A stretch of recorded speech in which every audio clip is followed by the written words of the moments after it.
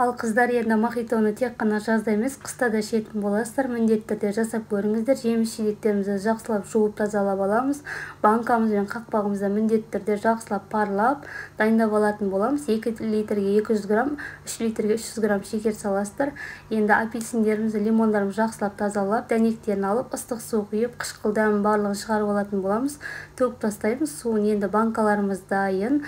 Осы ыстық тұрған банкамызға жемістерімізді салатын боламыз. Мен шие және де смородина, черешня қостым. Барлығынан осылай рет-ретімен аз-аздан сала беретін боламыз.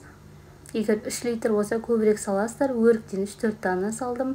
Және де енді апельсин мен миятамызды салатын боламыз. Бүтіндей немесе осылай видеода көрсетілгендей тура болсаңыздар болады. Және де мията саламыз. Мията көбірек салсаңыздар болады. Енді құмшекерімізді барлығына бірдей етіп салатын боламыз. Құмшекер аз болса да атылып кетеді, сондықтан теңдей етіп салыңыздар. Енді ыстық қайнап тұрған суымызды құйып, қақпағымызды жақсылап бұрайтын боламыз. Осымен біздің мохитомыз дайын.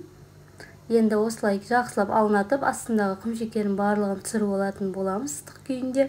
Осымен банкамыз дайын, дәмі керемет болып шығады. Міндетті түрде жасап көріңіздер. Сіздерге видео ұнаса лайк басып сақтап алыңыздар. Парақшаға тіркеліп, қолдау білдіріп кетіңіздер. Бір күнге жақсылап орап қоямын.